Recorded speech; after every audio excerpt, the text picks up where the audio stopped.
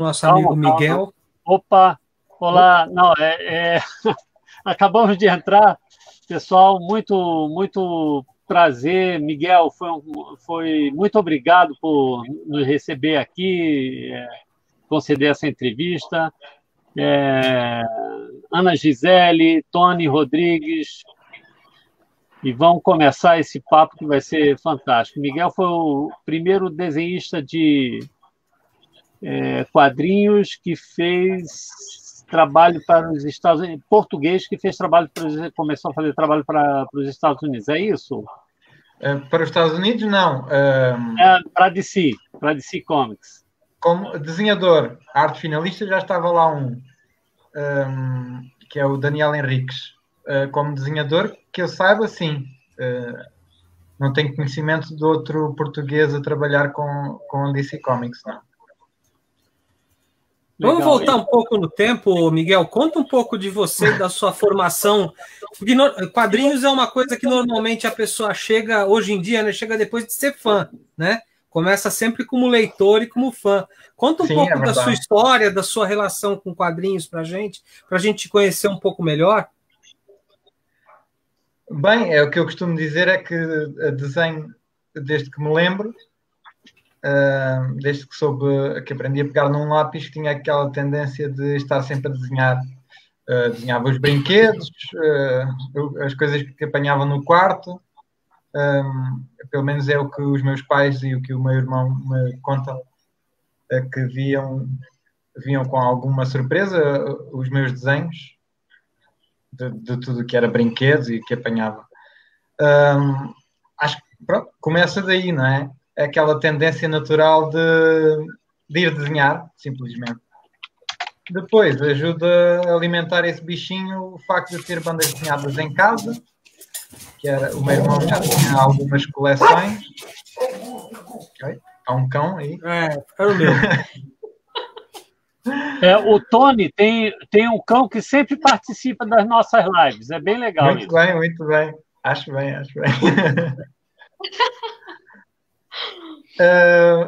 E tinha algumas bandas desenhadas, quadrinho. No Brasil diz-se banda desenhada também. Agora não. No Brasil é história em quadrinhos, gibi. Mas pode falar banda desenhada. Pode falar banda desenhada que todo mundo sabe o que é. Ok. Mas posso dizer quadrinho também. Sim, tinha algumas coleções do meu irmão espalhadas pela casa. Asterix, Lucky Luke, os Trunfos, que no Brasil é Smurfs. E então comecei a ler essas BDs e isso também cultivou esse interesse. Depois, pronto, o mal já estava feito, já estava o bichinho metido. A partir daí foi onde quer que eu apanhasse banda desenhada, começava a ler e fui apanhando influências de várias coisas. Eu comecei com esse tipo de banda desenhada, mais europeia, franco-belga. Depois fui apanhando outras coisas que encontrava nos quiosques. Lembro-me de ler a Turma da Mónica, por exemplo. Não tem nada a ver, mas era o que eu encontrava. Você gostava? Muito. Gostava muito, fartava-me de rir. Eu, inclusive, ia para uma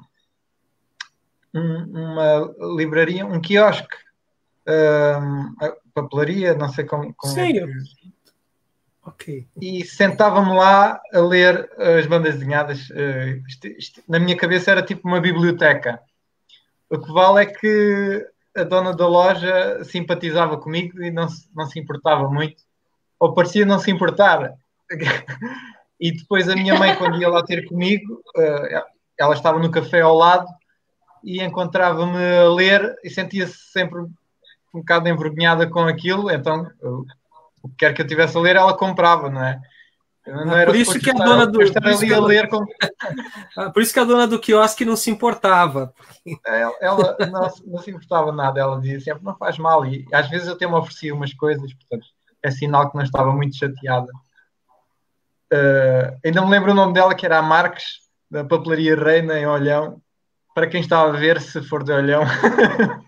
Pois é, eu queria que você continue olhando, você mora desde sempre aí, você nasceu aí, eu queria que você contasse um pouco dessa sua região e da sua convivência com seus pais. Seus pais, que formação eles têm? Como foi a sua infância nesse sentido? Sim, isso é importante. Bem, o meu pai é agricultor e não tem grande coisa a ver com essa vertente artística da minha vida, mas a minha mãe, ela sempre fez muitos quadros a óleo e pintava, e eu acompanhava isso e também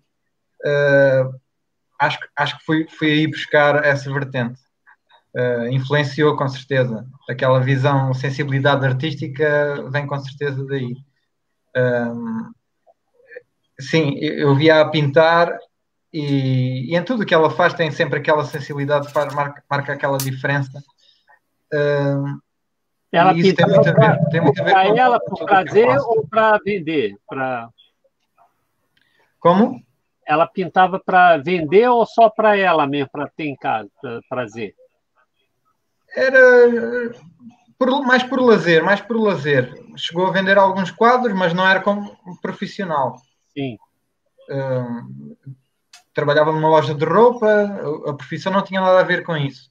Mas a vertente artística é o que eu acho mais importante referenciar, porque acho que foi muito importante no meu desenvolvimento artístico, sim. Você estudou desenho formalmente? Você fez algum curso? Você, não sei, você é formado em alguma coisa da área gráfica? Sim, eu tirei o curso de Design de Comunicação. Eu ia ainda falar que o meu irmão... Pode falar. Pode falar. A minha mãe pintava quadros a óleo, mas o meu irmão também pintava e é músico. Pronto, está a exercer a sua veia artística noutra área. Mas lá está, tem a ver, o bichinho está lá, mas depois vai por caminhos diferentes. Sim. Em relação ao curso que eu tirei, na altura em que era suposto decidir o que fazer como profissão, havia uma coisa que os professores me diziam que fazia muita confusão, que era este rapaz tem talento, ele tem futuro. E aquilo chateava-me um bocado porque eu não sabia bem o que é que isso queria dizer. Mas tenho futuro a fazer o quê? Vou para a rua, vou pintar quadros, vou desenhar caricaturas? Ninguém me sabia dizer. E lá está, fazer banda desenhada não era propriamente uma opção que eu achasse viável, execuível, porque não havia ninguém que eu conhecesse à minha volta a fazer banda desenhada profissionalmente. Isso não era sequer uma opção. Eu costumo dizer que se me dissessem que eu iria ganhar a vida a desenhar o Batman, não é? Isso, eu ia achar que era uma anedota. Isso é o mesmo que me dizerem que iria ganhar um Oscar um dia. Não faz sentido. Você lia esses personagens da DC quando você estava crescendo? Chegavam na sua mão as revistas Batman, Superman, todos esses personagens você lia com frequência? Porque você já mencionou que você lia mais a banda desenhada franco-belga, como é natural em Portugal, acho que é o que mais circula desde sempre, né? Acho que a maioria dos quadrinhos editados em Portugal tem essa origem franco-belga, embora tenha outras coisas também. Mas esses super-heróis americanos chegavam a você com frequência? Sim, acabaram por chegar naquela biblioteca onde eu ia, quer dizer, a papelaria. Um dia estavam lá uma banda desenhada que era A Morte do Super-Homem, e aquilo fascinou-me bastante, e eu a partir daí fiquei fascinado com o personagem. Uma altura, não é? Logo quando ele morreu é que me fascinou. Olha que chegou a morte e o regresso foram quase de seguida quando chegaram a Portugal. E então comecei a ler a partir daí os livros a coleção da banda desenhada do Super-Homem, a fazer coleção. E então a partir daí já não larguei mais a personagem, comecei a desenhá-la bastante e então sempre fiquei assim mais direcionado para a DC do que para a Marvel. Por coincidência, não sei se tem a ver ou não, porque desenhar para a DC ou para a Marvel seria um objetivo, a partir do momento em que enverdei pelo caminho dos quadrinhos. Tanto faz uma ou outra, seria bom. O objetivo, normalmente, de quem se envereda por este caminho é chegar às grandes, que é Marvel e DC. Qual você prefere? Lá está, eu tinha este bichinho pela DC, mas sempre gostei também muito de desenhar as personagens da Marvel. Tive uma entrevista com o caça-talentos da Marvel, fui de propósito à Inglaterra para mostrar o meu portfólio, fui selecionado. Eu ia pedir para você contar essa história. Então conta, porque a minha próxima pergunta era assim, o que eu esperava ouvir, não de você, mas de um desenhador português, é que assim, queria desenhar para Dargaud, queria desenhar para Casterman, queria desenhar para algum quadrinho franco-belga.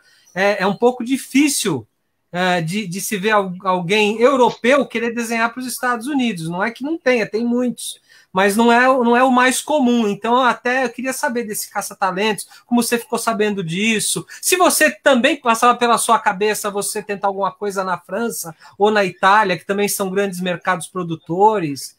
Como é que era isso?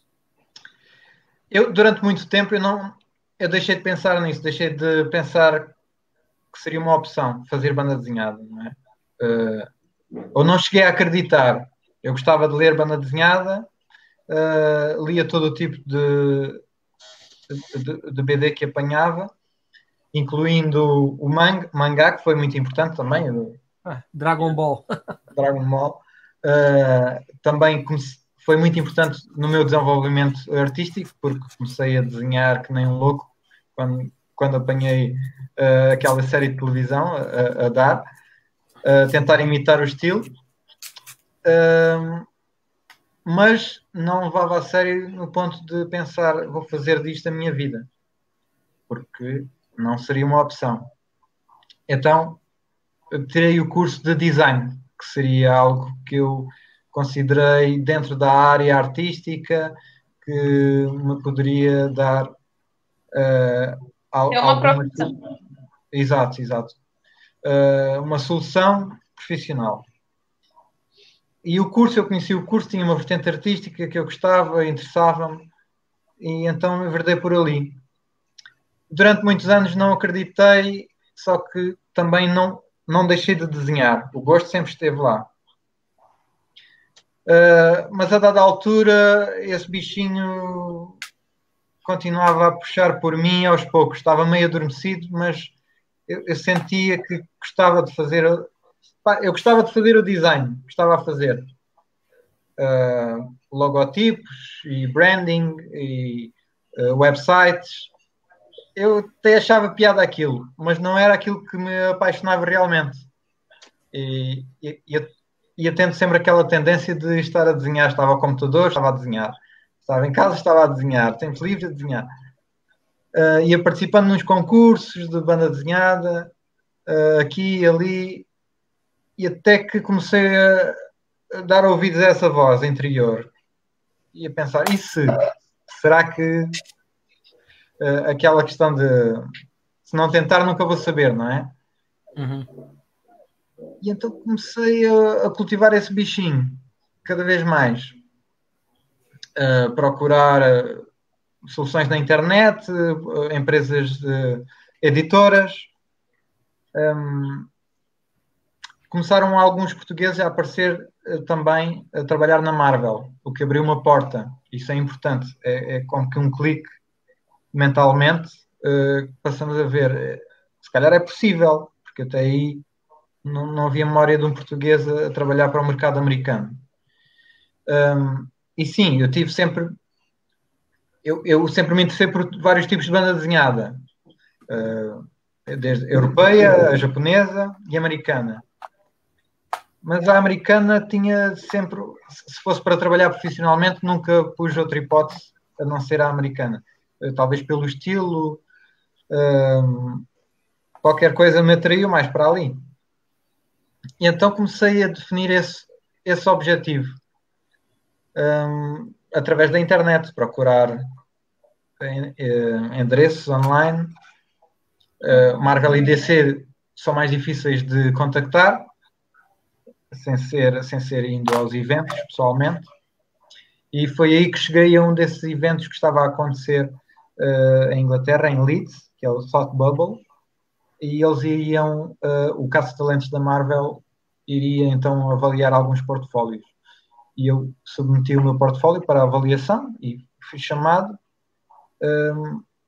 Era Marvel, Vertigo e Image. E então tive entrevistas com os três. E a história que a Ana Gisela estava a falar era que quando estava a falar com o Cebulski, que era o caça-talentos da Marvel, ele estava a ver o meu portfólio, eu para além de desenhar o Super-Homem, sempre desenhei todo tipo de personagens, né? Incluindo muitas da Marvel. Mas ele pergunta-me, então, e que gosto do teu portfólio, que personagens da Marvel é que tu gostas? E eu deu-me uma branca de repente. Então gosto daquele. E eu estava incrédulo. Como é que é possível eu não saber dizer uma personagem da Marvel neste momento? Eu sei. E ele, não há problema, não há problema. Eu, não, espera aí, eu sei, eu conheço. Foi uma situação caricata, mas talvez por isso não tenha conseguido o trabalho. Não sei. Você não passou na entrevista? Não acredito. Não, a entrevista correu bem, mesmo assim. Ele disse que gostou muito do meu trabalho e que queria entrar em contacto, e assim foi. Ele deu-me depois um guião para eu fazer as chamadas samples. E eu fiz algumas, enviei, ele gostou, mas simplesmente não aconteceu dessa vez. O percurso, todos os percursos têm dessas coisas, não é? Aquelas pequenas frustrações que vamos apanhando, então, mas e porque é que não acontece, simplesmente? E o truque é continuar, pois não dá aqui, vai-se por outro caminho. Então você fez a entrevista primeiro com a Marvel, antes de chegar na DC. Primeiro foi com a Marvel que você tentou. Porque lá está, vi esta porta. Eu tentaria com a DC se houvesse essa oportunidade, mas neste caso tive com a Vertigo, mas era um editor da Vertigo, mas o estilo de portfólio que eu tinha ali era mais direcionado para a Marvel, porque era um objetivo ali. Acho que tinha a ver mais com o meu estilo. Você foi entrevistado também pela Image? Não, né? Sim, ele falou que sim. Sim, foi. E eu tinha uma página apenas de um projeto meu. O Eric Stephenson. E ele achou muita piada aquilo. Ele disse, eu gosto, isto interessa-me, só que lá está, não estava desenvolvido o suficiente para poder dar desenvolvimento ao projeto em si.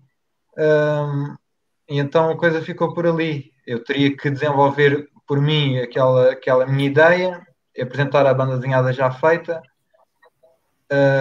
e na altura não era isso que eu pretendia estar a trabalhar já para poder deixar o design de parte, tinha que estar a trabalhar profissionalmente com páginas pagas no outro lado. E então acabei por não seguir esse rumo. Mas, quem sabe, num dia, que será com um projeto meu, não é? O Creator Owned. Mas como é que chegou a DC, finalmente? Pois, o contacto com a DC foi alguns anos mais tarde. Quanto tempo? Eu comecei a desenhar profissionalmente com uma editora mais pequena americana. Foram os que me responderam aos e-mails eu enviei para tudo que era onde podiam páginas, chamados samples, para várias editoras e a Zenescope, que é essa editora pequena, respondeu-me com uma proposta de trabalho. Aliás, a primeira vez não me responderam, não houve resposta e eu tive que refazer o portfólio e voltei a enviar. Passado um ano, talvez, obtive uma proposta concreta. Aliás, pediram para fazer 2 páginas de teste com as personagens deles, assim fiz, eles gostaram e ofereceram-me uma participação de 10 páginas num livro. Eu posso mostrar. Você tinha quantos anos isso, Miguel? Então foi em 2013, tinha 30, ia fazer 30, penso eu. Foi quando você começou a desenhar profissionalmente. Até então você vivia... 29. Trabalhava como design gráfico. Exato, exatamente. Eu ia mostrar aqui... Pode mostrar. O livro, foi o primeiro livro onde eu participei. Aproxima mais da câmera. Bem da câmera. Ah, mas a capa é sua também? Não. A capa não. Então mostra o interno. E então, isto era uma série chamada Grimm Fairy Tales, que era uma versão deles de histórias conhecidas dos irmãos Grimm. Dos irmãos Grimm, exato. Você... E então, era uma coleção que eles estavam a fazer e eles pediram para fazer 10 páginas apenas. Foi o final do livro. Espera aí, deixa eu... Aproxima mais, Miguel. E você entregou pronto o desenho, cor, tudo? Não. Eu só fiz... trabalho a lápis. Só o lápis. Só o lápis.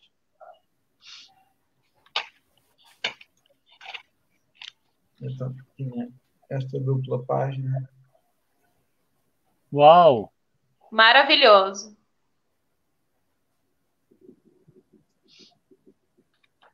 E então esta foi a minha primeira experiência.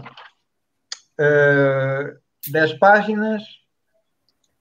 Até correu bem, não é? Eles pediram mais, porque quer dizer que correu bem. O livro a seguir, pediram-me 40 páginas, que já foi este livro completo. Qual é a continuação? A capa também é sua, esse, Miguel? Não. A capa não. A capa não. Tá. Não. Mas mostra internamente que é o fim. Ó, isso. Este.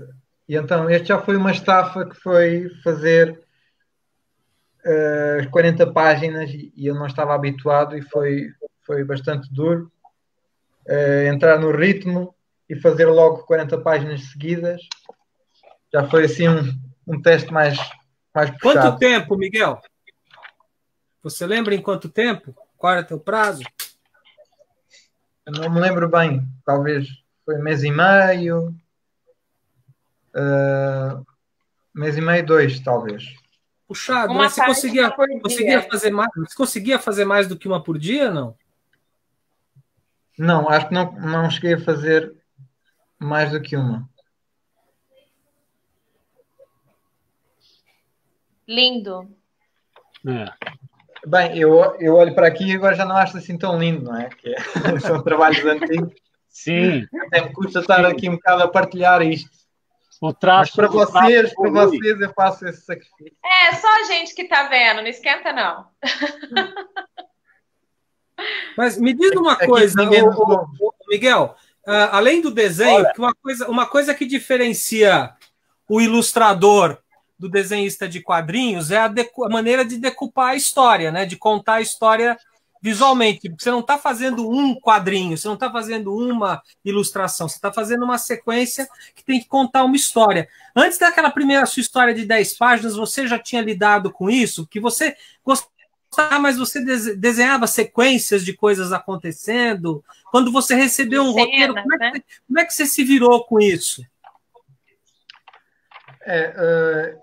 Eu costumo, quando me perguntam o que é preciso para fazer banda desenhada, a resposta mais básica é fazer banda desenhada, que é praticar. Mas antes dessa prática já existe o ler. O ler muita banda desenhada, estar habituado àquele tipo de linguagem. E essa parte eu fazia bastante. O que já ajuda muito. Compreender que está a ser o mais importante é a narrativa e contar aquela história.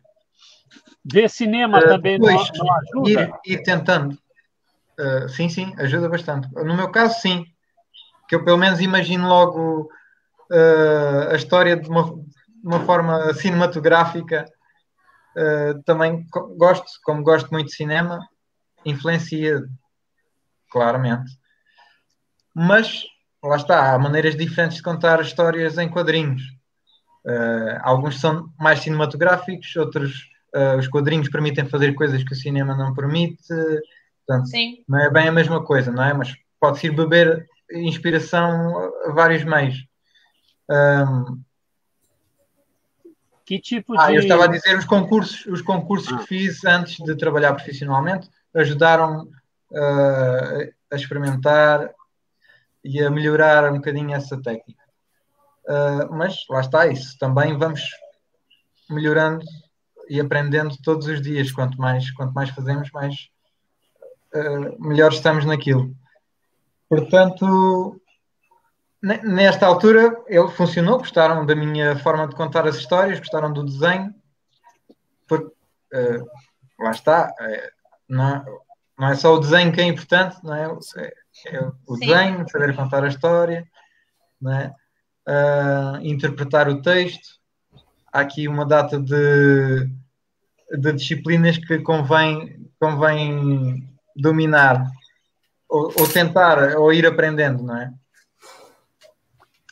Que tipo de filme você nessa época que você começou a desenhar, que tipo de filme você te atraía no cinema?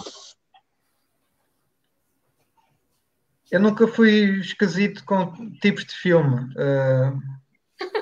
Qualquer tipo de filme sempre me interessou, não é? Desde que fosse bom, desde que fosse de qualidade, ação, animação, terror, drama, todo tipo. Europeu? Mas você sempre foi aquele nerd de ficar assistindo tudo que é lançado, ficar comprando tudo que é lançado em quadrinhos ou até no cinema, né? Você sempre foi, você é assim, sempre foi? Como é? Um bocadinho nerd, mas em relação àquilo que me chamava a atenção na altura, não é? Porque tive alturas diferentes. Houve uma altura em que estava maluco pelo mangá, por exemplo.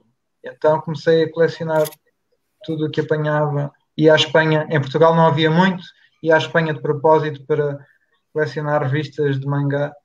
E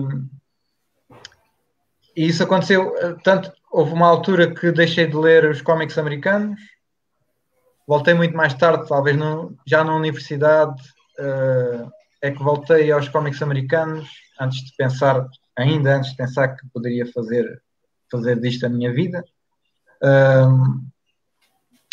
Ia colecionando, mas nunca tive só, por exemplo, uma vida a colecionar livros ou uma vida a colecionar filmes ou DVDs. Não, sempre gostei de tudo um pouco, não é? Não posso dizer que tive ali uma altura que era só tudo que era DVDs ou filmes de ação. Não, sempre gostei de ir ao cinema, sempre gostei de ver filmes, analisar, falar dos filmes com amigos e colegas, mas não nada especialmente direcionado a uma linha, acho eu. Voltando para a sua história, aí pode continuar aí. Como você passa dessa editora, quanto tempo você ficou nela até chegar na DC? Pois então, eu estava a fazer aqui algumas histórias isoladas, não é? Depois destas, eles ofereceram-me uma série. que era uma série baseada no universo do Feiticeiro de Oz, o filme. Que eu posso mostrar. Tinha algumas das personagens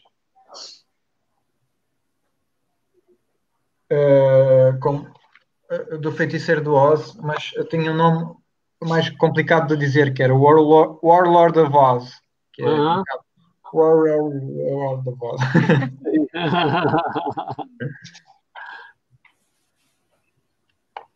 E então era uma versão da Zenescope das personagens do filme, como a Dorothy e o Homem de Lata e todas aquelas personagens que são conhecidas. Eles evoluíram, hein? Interessante. Fiz também neste universo que foi importante, que era Tales of Oz e era o The Cowardly Lion, que é também uma personagem. E neste livro, que era só direcionado para esta personagem, eu estava a trabalhar com a Meredith Finch. Foi o meu primeiro trabalho com ela. Com quem? Com a Meredith Finch. Que é casada com o David Finch, um artista muito conhecido da DC. E depois disto, trabalhei no Warlords of Oz e depois voltei a trabalhar com ela numa versão da Pequena Sereia. Essa é linda, essa Pequena Sereia que você fez. Sim, esta por acaso, a capa é minha também. Que legal. Portanto, ainda bem que disse que era linda esta especial. Não. Estou falando da história. Eu vi algumas páginas. Eu gostei muito. E então, aqui fiz 5 ou 6 números, que era com a personagem conhecida da Pequena Sereia, mas era uma versão um pouco mais crescida, vá lá. Lindo, maravilhoso. Lindo.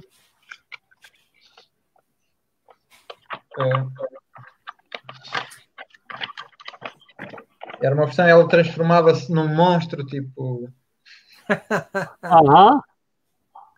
Uau! Fiquei curiosa para ver. Sim, é interessante, é interessante. Essas histórias foram publicadas em Portugal? Não, acho que não. Acho que não, só importadas por livrarias especializadas de quadrinhos, mas não saiu em português ou não saiu em espanhol, saiu na Espanha? Será? Você sabe? Em França sei que saiu, em Espanha não sei. Vi uma versão francesa. Muito gira.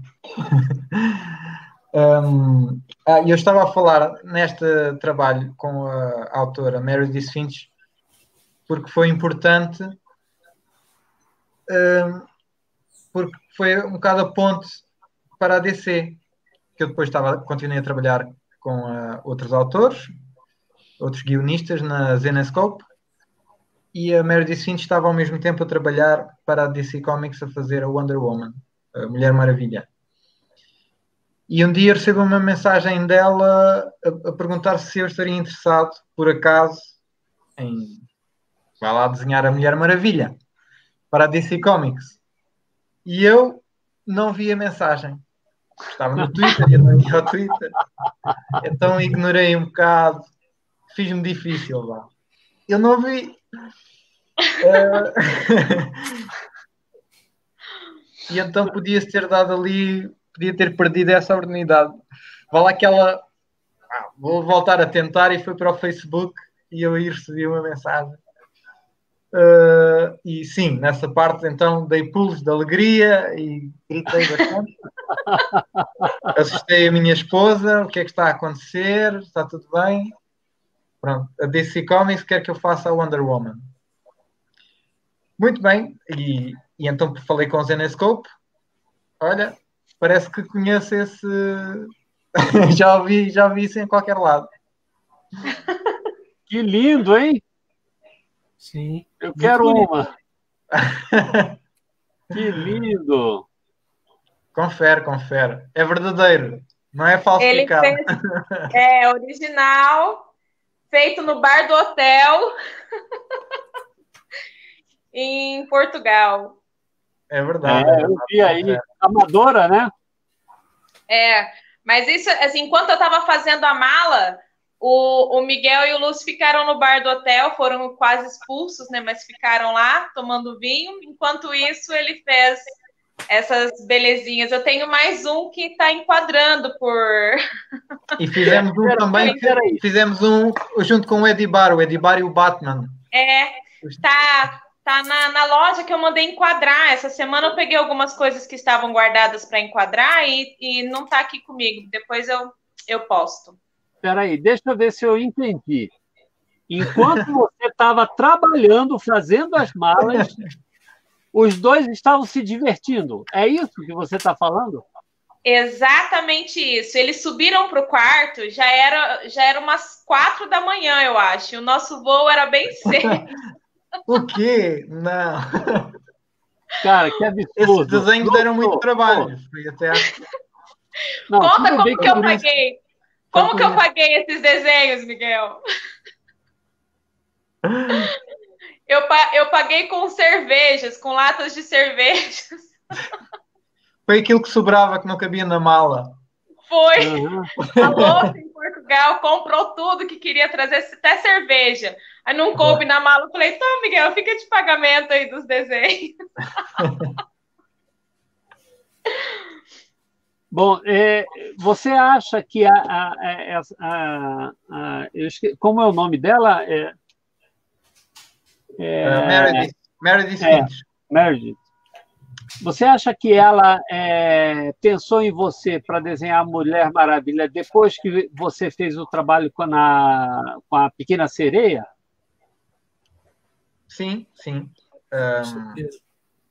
Correu bem.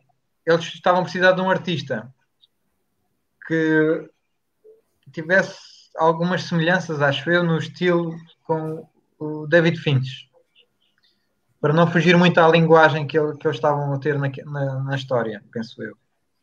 E ela já tinha a experiência comigo, que é confiável, entrega o trabalho a horas, não é? Isso não falha. Ela já sabia disso. Uhum. Eu tento não falhar. Isso é prioridade número 1. E essa parte estava garantida e acho que tem muita importância, não é? E ela sempre me elogiou bastante, gostava muito do meu estilo, e então houve ali aquela oportunidade de fazer um livro que é um fill-in na história. Ele está a desenhar o resto da história, depois entra um autor diferente para fazer o fill-in e ele depois regressa. Neste caso chamaram para experimentar um livro e foi a minha entrada na DC logo pela Porta Grande, que é um dos 3 personagens mais icónicas da DC. É a Wonder Woman. Trindade. A Trindade. E pronto, nesse momento cai um grande peso em cima, que começamos a pensar na responsabilidade de estar a ser visto por muito mais gente, e estamos a alcançar um sonho na nossa cabeça, né? E então há aquela pressão que cai em cima e é um bocado difícil e assustador às vezes, que nós estamos a pensar nisso, nós pensamos que queremos atingir este sonho, mas quando chega o sonho, quando é real, em vez de sentirmos só a alegria de estarmos a conquistar o sonho, aparece a outra parte que não estamos à espera, né? Que é essa pressão. E eu gosto de falar nisso porque acho que é um momento importante que para poder superar essa pressão ajudou-me bastante ter já a experiência destes 2 anos a trabalhar com o Zenescope. Aprendi a confiar naquilo que estava a fazer, porque no fundo é a mesma coisa, estou a pegar num lápis e estou a interpretar um guião e desenhar no papel. não muda muita coisa, não é? Nesse sentido, na prática. Sim. E então é focar-me nisso e pensar, se eu conseguir fazer, vou conseguir agora também. E eu falo muito nisso porque acho que alguns artistas não conseguem lidar bem com essa pressão. E então vê-se alguns artistas que fazem um livro e vão-se abaixo. Eu acho que pode ser um bocado por aí, talvez. Não lidar bem com essa pressão. E o truque, acho eu, é encontrar mecanismos dentro de nós próprios para lidar com isso, para superar. No meu caso foi isso, foi focar-me naquilo que fiz, não é? Saber que funcionou e simplificar. É o mesmo, é a mesma coisa, muda a personagem. Isso ajudou bastante. E, mais uma vez, correu bem porque me chamaram para mais um a seguir este, fiz logo outro. Saltei para os Teen Titans, depois da Mulher Maravilha, fiz um salto para os Teen Titans. Você tem a Mulher Maravilha aí? Tenho a Mulher Maravilha. O primeiro, Miguel, que você fez? Sim, tenho aqui comigo. Para já? Para já, pode ser. Aí está. A primeira página desse livro está aqui. Como é daqueles marcos. Sim. Eu tenho aqui exposto. Eu estou aqui só à procura dessa Mulher Maravilha para mostrar. Mas pode mostrar também o Teen Titans. Bem, não é o primeiro, mas é o segundo, que eu depois dos Teen Titans voltei à Mulher Maravilha para acabar a run do David Finch e da Meredith Finch. Que espetáculo, hein?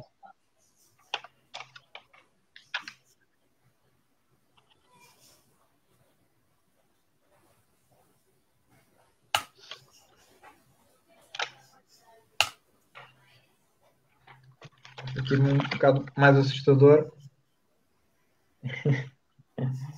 Muito bom. Uhum.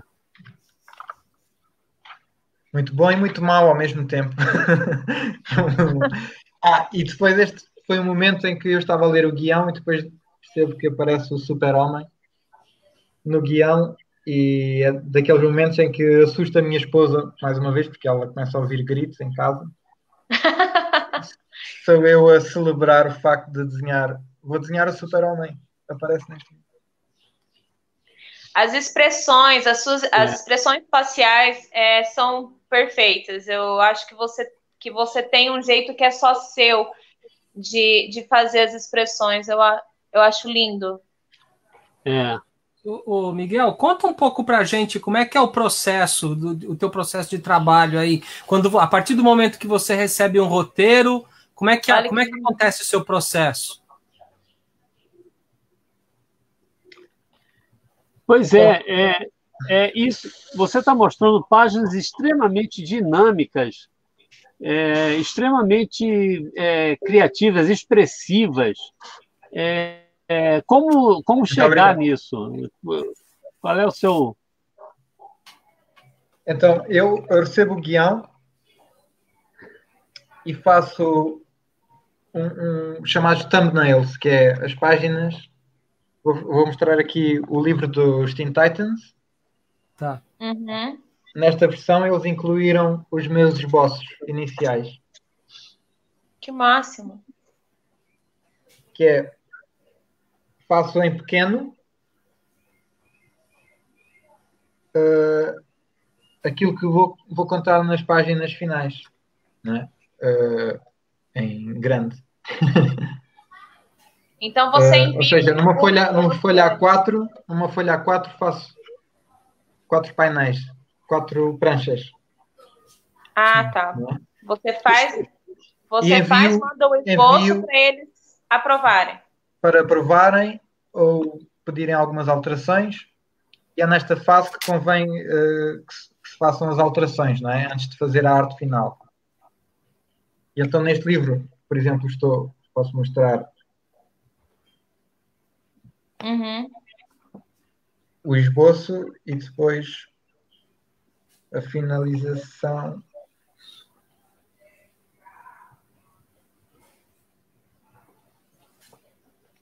Que é basicamente a mesma coisa, não é?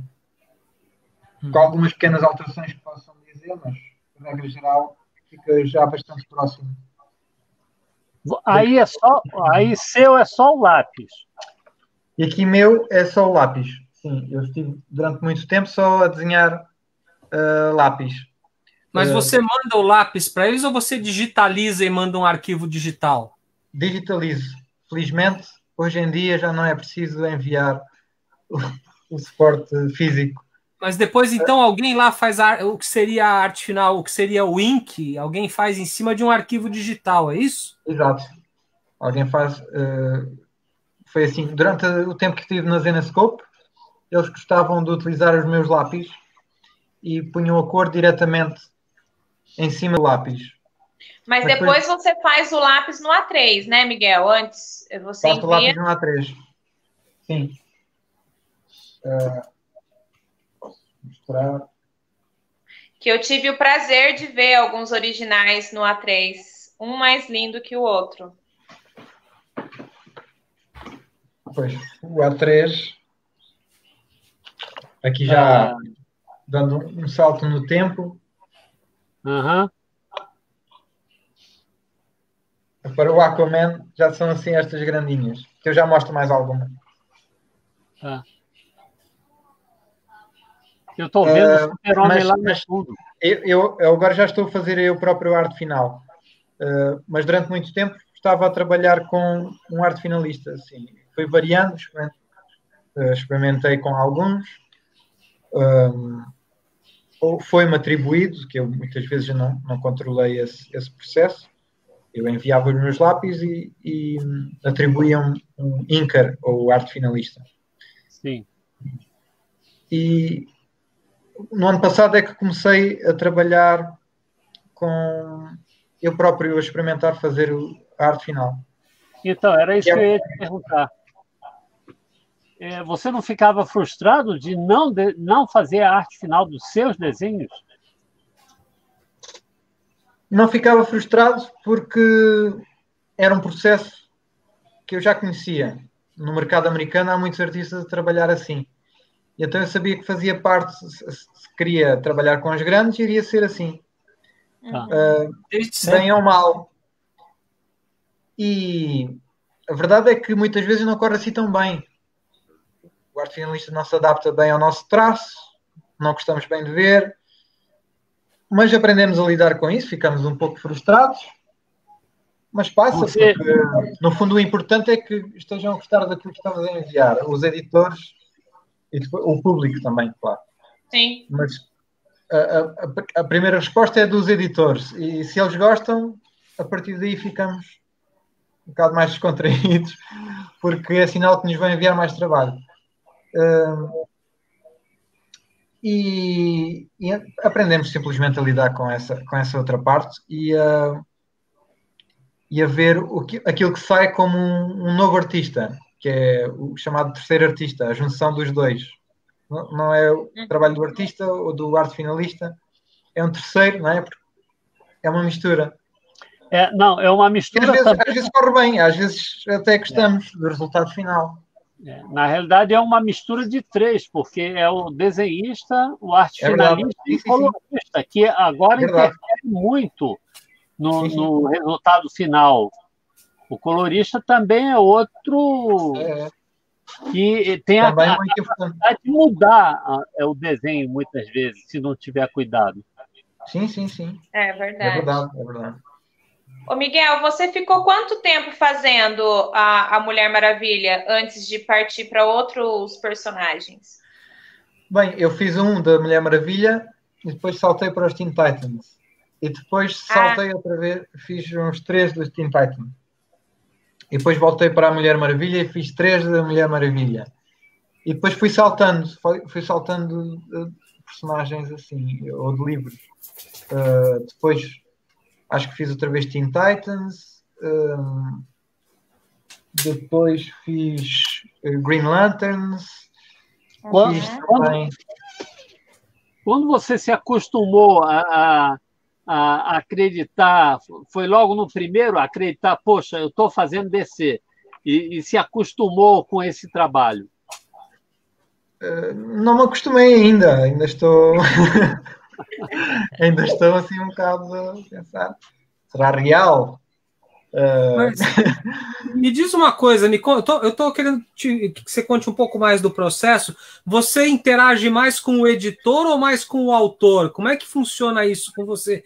Porque a DC é famosa pelos editores interferirem muito, né? O roteirista, na verdade, ele se entende primeiro com o editor escolhe o artista e depois começa uma relação do editor com o artista e raramente o argumentista e o artista conversam. É assim mesmo? É um bocado isso que é incutido. Eles parece que já funciona assim há muito tempo, não é? Estão habituados a esse tipo de trabalho. E então, quem me contacta é sempre o editor. Mas eu, por exemplo, no caso da Meredith, já tinha o contacto dela. E então, vai logo direto, envio para os editores e para ela e estou logo em contacto direto com ela. Acho que faz todo o sentido, não é? Sim. E então sempre puxei por esse lado para conversarmos todos em conjunto, não é? Não só com os editores. Sempre que envio para os editores e para o autor. Sempre que posso, converso com o autor. Nem sempre é possível, mas sempre tenho essa oportunidade, puxo por ela. O roteiro é muito fechado, o roteiro que você recebe, ou você tem liberdade de mudar alguma coisa, acrescentar alguma coisa? Porque alguns roteiros que a gente vê da DC Comics, o cara descreve assim demais os detalhes de cada quadro, a ponto que me parece ter muito pouco espaço para o artista resolver desenhar uma coisa muito diferente daquilo, de tanta descrição que tem. É assim em todos os casos? Não. Depende muito do autor. Depende do autor. É o estilo do autor, vai mudando. Eu tenho trabalhado com muitos autores diferentes e cada um tem o seu estilo. Alguns dão maior pormenor, outros deixam-nos à vontade. Mas tenho tido sorte, mesmo com os editores. Às vezes é difícil adaptarmos-nos tanto ao autor como aos editores. Acho que a minha dificuldade vai ser sempre ser maior com os editores, porque eles vão ver o nosso trabalho e vão mandar mais notas. A regra geral é assim, eles recebem os esboços e enviam notas a alterar e tal. E às vezes ele tem uma maneira de contar a história diferente da nossa. Nós estamos a interpretar o guião do autor. Nunca tive assim grandes alterações por parte, nem me lembro assim de repente de nenhuma do autor. Mas os editores têm uma visão de como a história deve ser contada. E então muitas vezes acontece um certo conflito ao início. Temos que nos adaptar um ao outro.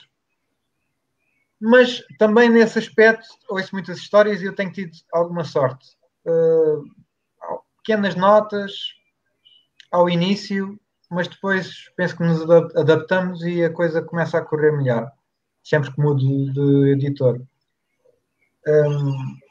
Não tenho assim tido muitas alterações e normalmente é sempre nesta fase do esboço que não me chateia muito.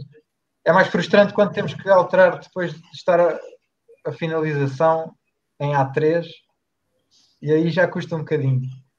Mas lá está. Tenho tido muita sorte nesse aspecto. Os autores e os editores, quando já temos aqui alguma experiência a trabalharmos com os outros, a coisa melhora substancialmente, acho eu. Como já há uma confiança maior e, por exemplo, recebi agora um dos últimos guiões do Aquaman e houve uma das páginas que eram páginas isoladas e eu achei que seria interessante uni-las, fazer uma double page, porque o momento assim o exigia. Então eu próprio alterei aquilo que estava no guião e todos acharam boa ideia, portanto há essa liberdade e o que é fantástico. Você tem algum guião aí para mostrar? Aqui Não, se for fácil, não tem problema. Posso ver se tem aqui alguma coisa. Claro. A gente espera.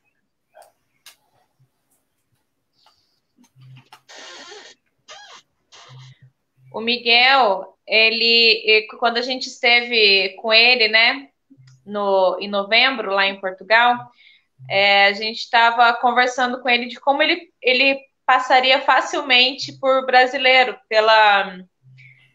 porque ele brinca. Eu falei para ele que ele é muito sarrista, daí eu fui explicar para ele por que ele era muito sarrista. Sarrista. Eu queria me lembrar daquilo que me tinham chamado e não conseguia. Sarrista. É isso. E o quê? Já me estão a chamar nomes? Oi? Já me estão a chamar nomes? Eu não sabia, não conhecia a sarrista, mas afinal é uma coisa boa. Eles diziam que eu parecia brasileiro, não é? Sim.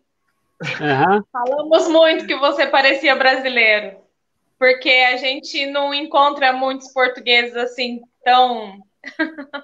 Pois não sei que ideia têm dos portugueses, mas achavam que eu parecia brasileiro. Você brinca, você entra na brincadeira, tem umas tiradas assim. É sarrista. Sarrista. Gostei dessa. Eu encontrei aqui uma página solta, eu tinha que estar ali à procura, mas pronto. É basicamente isto. Mostram os painéis. Neste caso até tinha aqui uma nota direcionada para mim especificamente. Mas eu tenho a página e tem os painéis, as vinhetas e depois tem as falas aqui em baixo. Sim. E aí você faz a decupagem disso, página a página. E depois eu interpreto a minha maneira de contar aquela história. Que plano é que devo ter aqui? Um plano aproximado, um plano afastado. Isto é tipo fazer um puzzle, não é? Tem que aparecer esta personagem e lá ao fundo temos que ver que vem um avião e ao mesmo tempo ele está a falar com outro, portanto tem que dar a maneira como eu decido onde pôr a câmara, não é? É mais ou menos cinema como puro. É o realizador do filme. Sim. Se bem que o realizador já tem o storyboard feito ao lado, muitas vezes. Não é? Eu queria voltar um pouquinho, rapidamente, para entender assim, a sua passagem. Você adorava o Dragon Ball, né? Como é que sabe? Porque assim... Não estou dizendo. Estou a brincar. Era para mostrar que sou sarrista.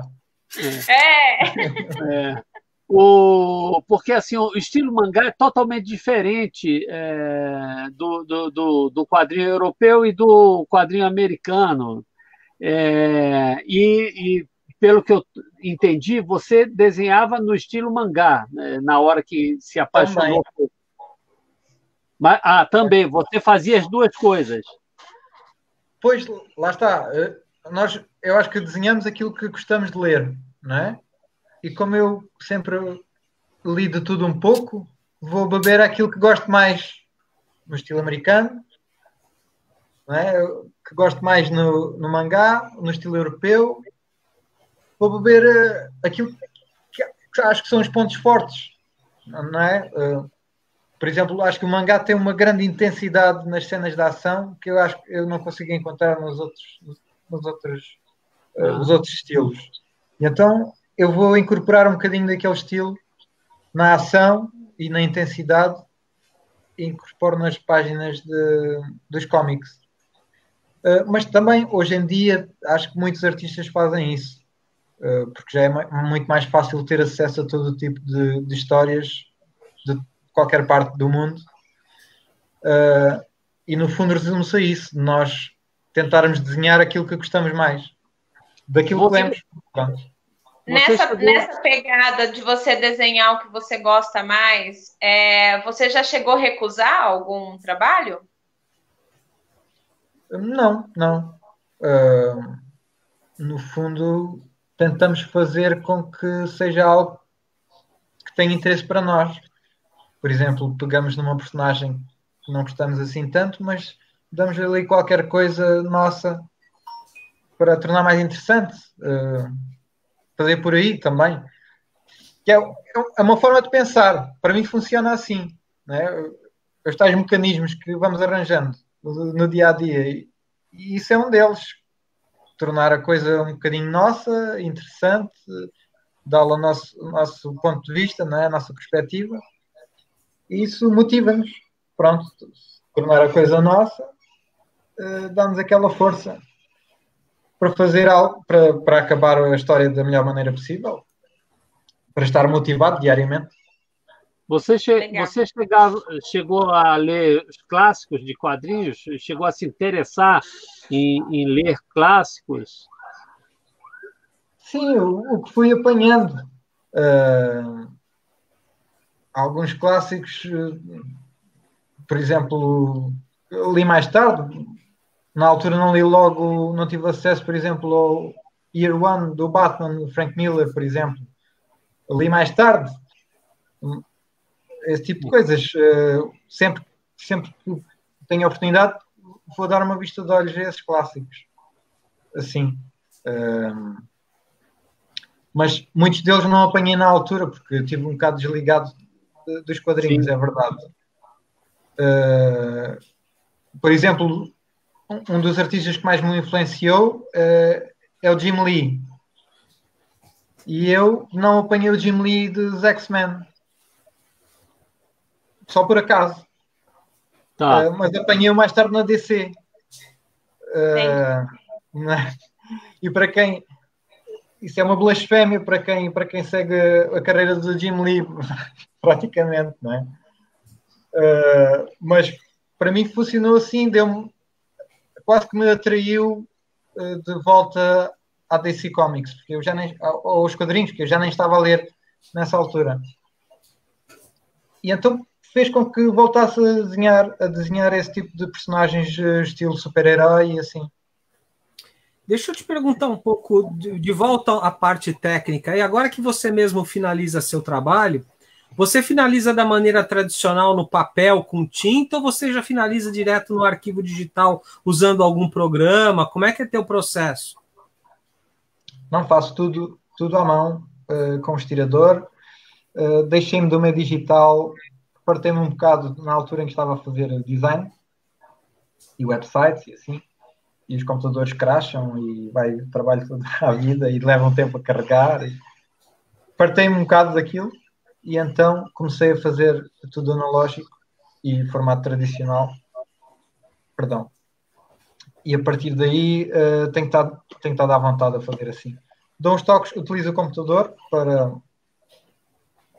aperfeiçoar antes de enviar para os editores. Mas nada especial, só uns toques finais. E para já estou confortável assim, não digo que não mude de ferramenta, no fundo é só mais uma ferramenta. Para já estou confortável assim. Você gostaria de fazer a cor também? Ou você acha que não é esquecendo um pouco o processo, que já tem toda essa separação, perguntando para você pessoalmente, se você gostaria de fazer a cor também? Já tenho feito numa outra ilustração. Sim. Nos interiores acho que seria um processo demasiado moroso e cansativo para me meter nisso nesta altura. Porque já o é só fazer lápis e arte final, já é muito cansativo.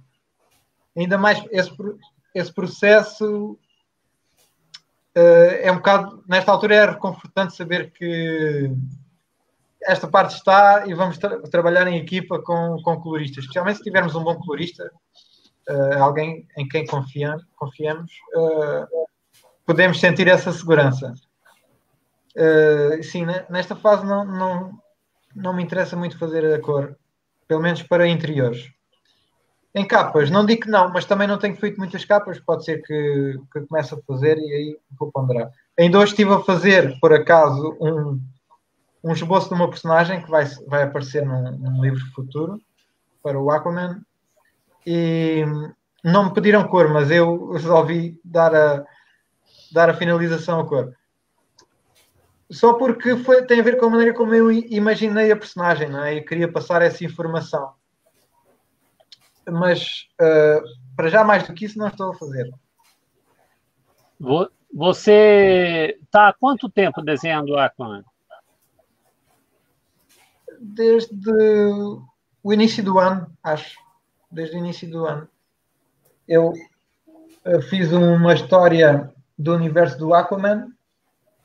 Eles estavam a fazer, a DC estava a fazer uma coleção que era só com vilões, que era o Year of the Villain. E eu fiz o vilão do Aquaman, que é o Ocean Master, no ano passado. E isto quase que foi uma continuação desta história. Saltou daqui para as páginas do Aquaman, basicamente. Porque eu fiz logo a seguir e há uma continuidade no que se passou, na narrativa. Lindo. Então, provavelmente isso foi um teste dos editores para ver como você se saía desenhando o Aquaman. Pode ser. Eu não sei se eles já tinham isso em mente, mas calhou assim, acho que correram bem, gostaram do que viram, surgiu a oportunidade. Porque isto também tem muito a ver com os timings. Não é que a pessoa seja melhor ou pior, é Sim. a pessoa certa, o estilo certo para a altura certa. Não é? Neste caso calhou bem, eles precisaram de alguém naquela altura para desenhar o Aquaman, gostaram do que eu tinha feito com pelo menos o vilão do Aquaman e o universo da personagem. E então chamaram. Neste caso já estava a fazer a arte final também. Ótimo. Você desenhou... Foi um processo até mais fácil do que eu esperava, porque eu estava a fazer só trabalho a lápis e depois tive um par de livros nos quais iria desenhar só 5 páginas, 4 páginas. E então dava-me algum tempo. Como não ia desenhar o livro inteiro, e então eu apanhei essa oportunidade de pedir para fazer eu próprio a arte final, a ver que tal. Não o iria fazer se fosse as 20 páginas no tempo normal, porque seria um risco. Eu já sabia quanto tempo levava a fazer só lápis, já controlava mais ou menos a gestão do tempo e tinha um bocado de receio como é que seria essa transição para a arte final. E então, quando apanhei tempo e poucas páginas, pedi. E depois comecei e depois já não larguei mais. Porque, no fundo, não será assim tão diferente, porque o meu tipo de trabalho a lápis já era quase final. Mas é isso que eu ia te perguntar agora, Miguel. Quando você mesmo vai fazer arte final, você acha que você precisa fazer um lápis tão detalhado quanto você faz quando você entrega um lápis para uma outra pessoa finalizar? Você não tem uns atalhos que você toma porque você já sabe que você vai finalizar aquilo? Sim, eu não tenho que finalizar também, mas era um bocado na tentativa de controlar o que queria sair. Tem a ver com aquela conversa que estávamos a falar sobre o terceiro artista. Eu queria deixar o mínimo à interpretação do arte finalista, ou facilitar, talvez. Sim. Também o é. Mas queria que o meu estilo saísse o mais próximo, o mais fiel possível no resultado final. E então sempre trabalhei assim, habituei-me a isso, especialmente desde os tempos da Zenescope, em que o trabalho a lápis era aquilo que era publicado. Portanto, também não poderia ser muito sketchy, não é? O que foi bom, porque me habituou a fazer mais ou menos aquilo que eu faço agora com caneta final, com tintas, e então facilitou essa transição, no fundo. Leva um bocadinho mais de tempo, mas a diferença não é assim tão grande. Mas não tinha que fazer, a resposta é essa. Há muitos artistas que fazem esboços muito mais soltos, porque também já confiam no arte finalista, e quando assim Ele é, resolve. pode fazer isso. E aumenta, e consegue-se fazer a outra rapidez logo. Uhum. Depois que você entrega um desenho, os editores chegam a elogiar ou é né, uma coisa fria? Recebe e não dá nenhum. Alguém chega a elogiar o seu trabalho, o editor, o roteirista, sei lá. Também é tipo a questão do guionista. Os editores são todos diferentes também. Mas, regra geral, sim, eles até dão bastante feedback e, sim, às vezes elogiam bastante até. Ah, que bom, né? Porque assim, fazer um trabalho desses é bom receber, além de um pagamento, é bom receber também um elogio. Você tem uma pesquisa cinematográfica no seu quadrinho, no tratamento que você dá para cada cena.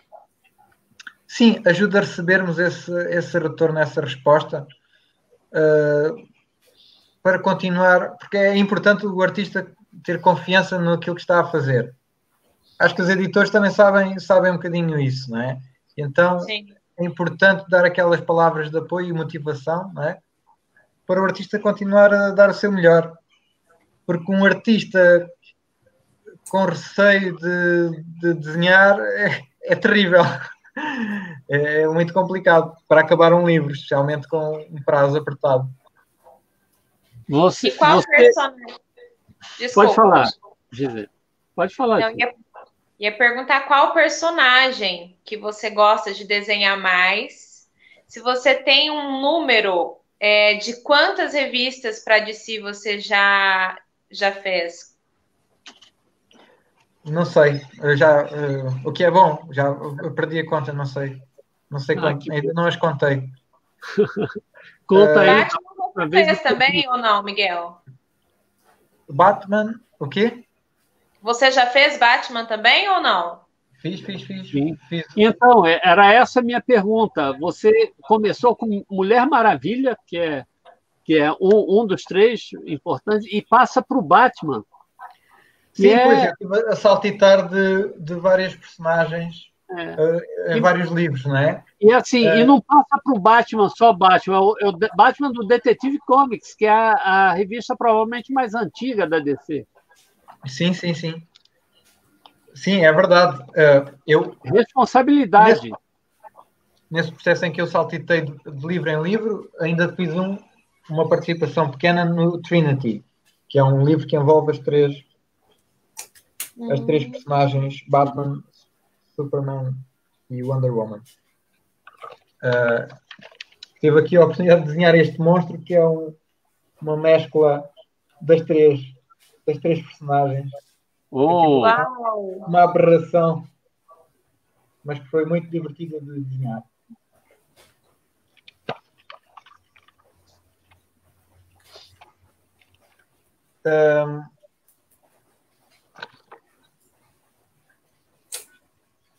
E eu desenhei alguns vilões daquelas personagens também.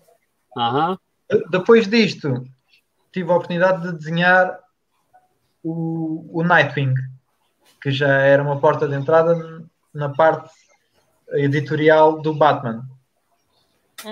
O Nightwing, aqui chamamos também Asa Noturna. Não aqui sei também. Se será. Também. Asa Noturna. E então aí estive a desenhar uma série de 5, 6 livros. Depois disso, desenhei ainda uns livros da Justice League, que tinha o Batman. Duas edições. Liga da Justiça. Então, Liga da Justiça. Que tenho aqui. Liga da Justiça. Mas que era uma versão um pouco diferente da mais habitual. Mas de qualquer forma era um livro da Justice League. Né? A capa não é a minha.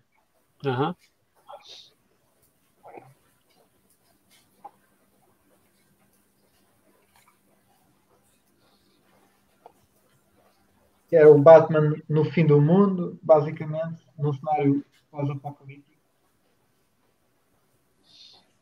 Que é Muito sempre bom. divertido de fazer também. Muito bonito. E aqui, lá está, mais um dos momentos de susto para a esposa, que é vou desenhar o Batman, mas ainda não sabia que iria fazer o Detective Comics depois disto. Tenho aqui também. Depois disto fiz dois Detective Comics. E depois fiz ainda uma pequena série de três livros. Acho que no total fiz 5. Eu vi a Batgirl aí também. Sim.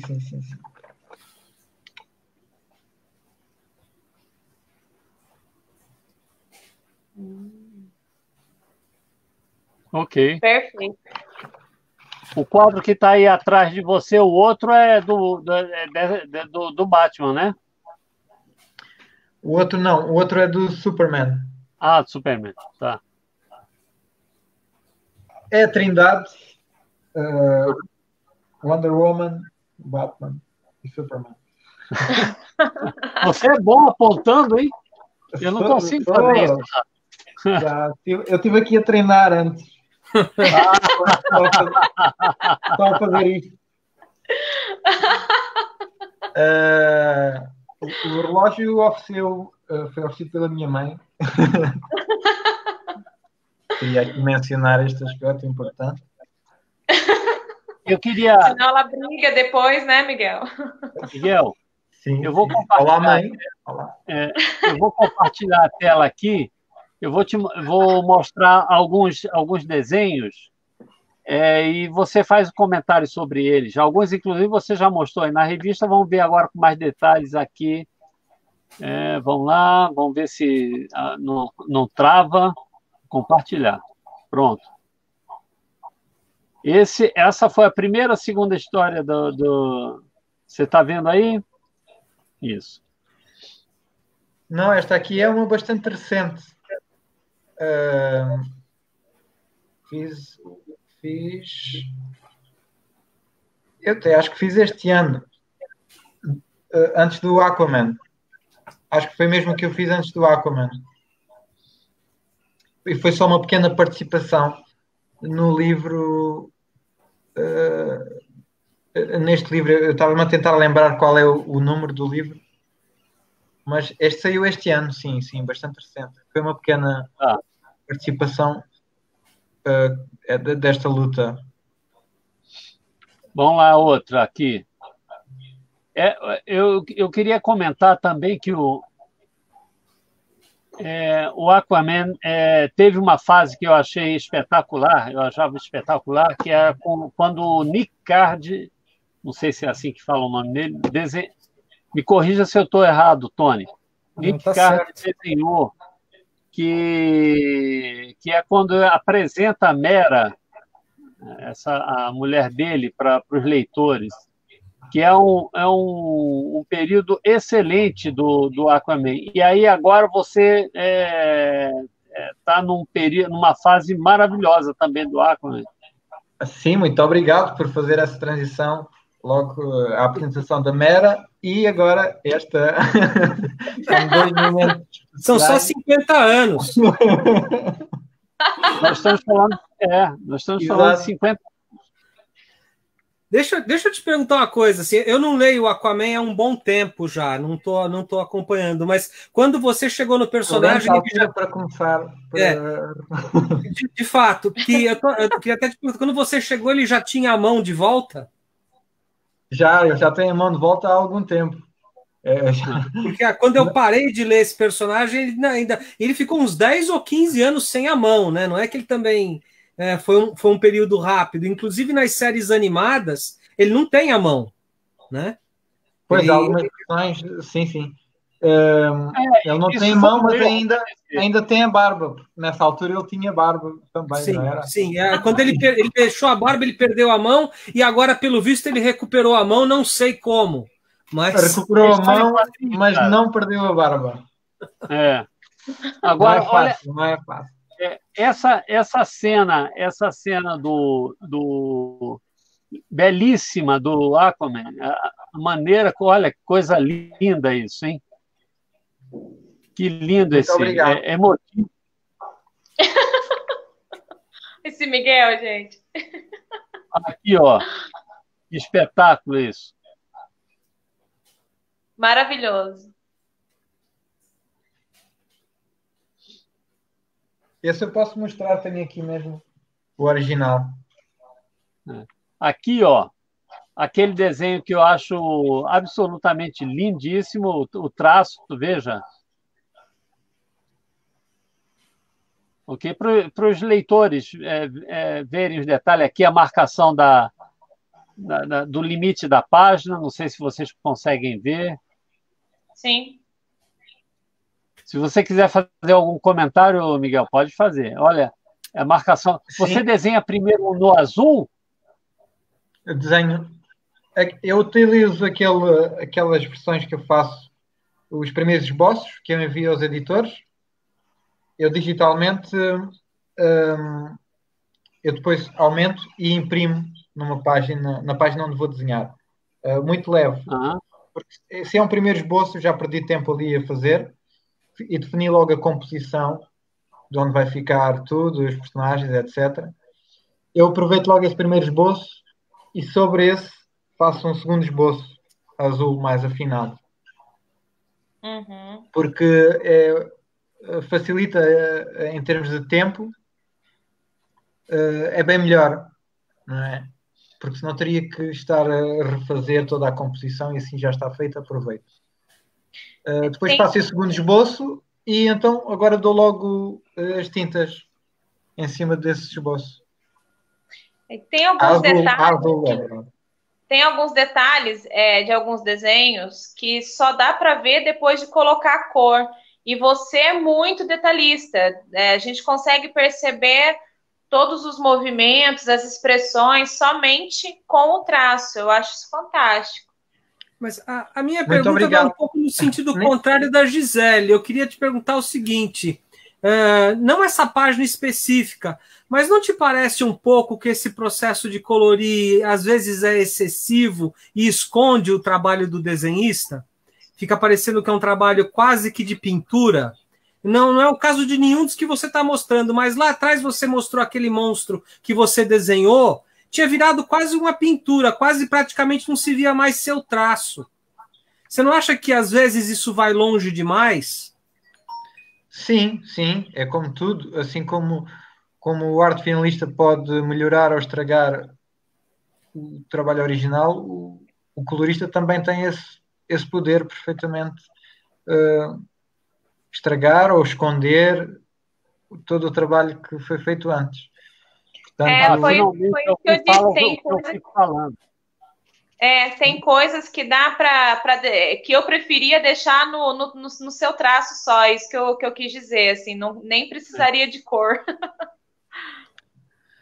Sim, há muitos artistas que eu também, gostando daqueles artistas, eu fico louco com o trabalho só a preto e branco, mais ainda do que a cor. Portanto, quando saem aquelas versões especiais. Olha. Lindo. Sim, neste caso eu dei aqui algumas dicas para o colorista em relação ao céu, ao tipo de ambiente que eu queria dar, e eu acrescentei digitalmente o céu para dar uma ideia do ambiente. Essas cores foi você que fez? Não. Não. Mas na versão preto e branco, conseguimos ver ali alguns tons cinzentos. Sim. As nuvens, eu estava a dizer que acrescentei acrescentei digitalmente. Aqui o esboço. Exato. E aqui desenhando. Então, aquele esboço é impresso depois na página para manter o tamanho e a composição, ou às vezes melhorar, se eu achar que quer esse melhoramento. Depois passo um outro esboço por cima e depois passo logo para as tintas. Você usa só canetinha e pincel, né? Pincel também, claro. Sim, claro. sim. Claro. Pena você usa? Não. Não, né? Não, para já não. Preciso mais de praticar mais. Eu realmente adoro essa personagem. Boa. Ainda bem. Aconselho esta história diz que é muito boa. E aqui o que você mostrou. Sim, este é da história que fiz antes, é a história do vilão. E lá está, este vilão encontrou uma deusa e fez ali uma amizade com esta deusa, que no fundo é uma criança, mas que é muito poderosa. E então, daqui, o que acontece a seguir, encontramos agora nas páginas do Aquaman, nesta transição do livro especial do Year of the Villain, do Ocean Master, para as páginas do Aquaman, o que foi bom. Olha isso, que espetáculo. Pois, estas devem ser as que dão mais gosto de fazer, que são duplas páginas, temos mais espaço para brincar e para surpreender. E também é o objetivo delas, não é? A dupla página tem que dar deixar a arte falar, basicamente. Sim. Momentos impactantes. É engraçado, Miguel, que no preto e branco dá para ver uma certa influência do mangá nesse trabalho, que na cor não dá. Sim. Nessas linhas de ação, principalmente. Né? Você vê todas essas linhas de ação que você colocou, tem muito a ver com mangá tradicional. E no colorido desapareceram com elas. Ele some, né? É verdade. Sim. Aquilo que eu estava a falar da intensidade do mangá, que é isso que eu vou buscar, é isso que eu gosto muito de buscar. Também nas expressões, um bocadinho, isso é inevitável, é o meu estilo. Mas essa questão da intensidade das cenas de ação, especialmente, sinto muito que vou lá buscar. Aqui na transição para a cor, não me chateia assim tanto ter perdido isso, porque eu gosto muito de sentir ambiente nas páginas, nas histórias.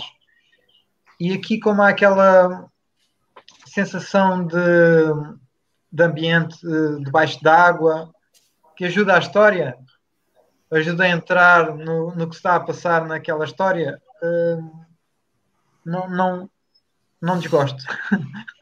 Gosto do trabalho do colorista.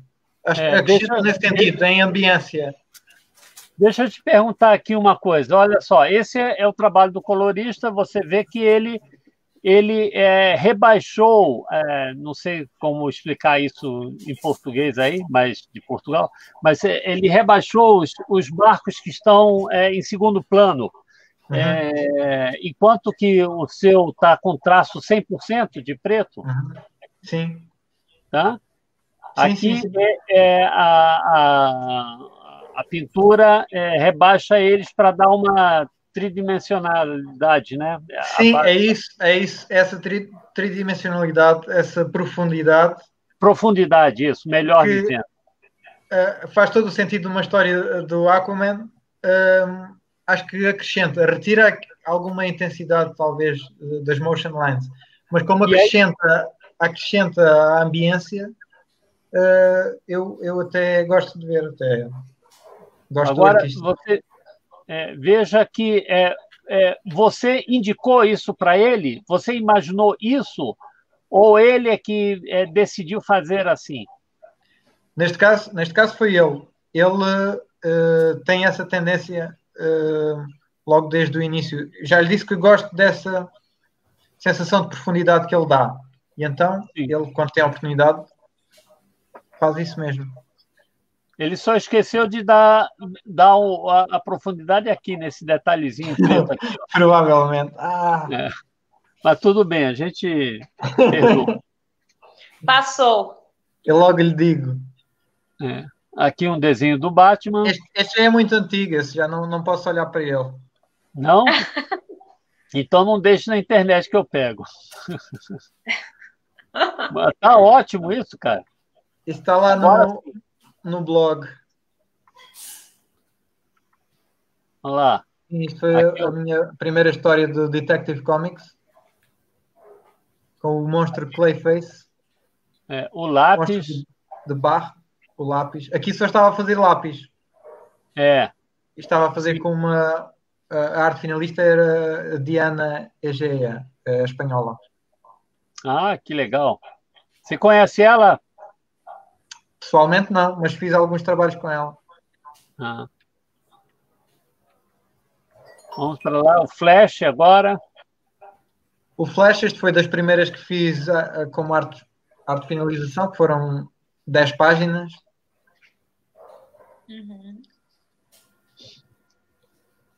E também motion lines e esse tipo de estética manga também permite brincar com isso bastante. Lanterna Verde. Sim, esse também é uma história especial de Halloween. Lindo. Saiu nas Secrets of Sinister House. Aqui você fez ilustração para jornal? Sim, foi. Por quanto tempo? Isto era antes de eu estar a fazer banda desenhada, estive a experimentar outros tipos de ilustração. Ilustração infantil, editorial, etc. Porque, pronto, ainda não tinha portas abertas para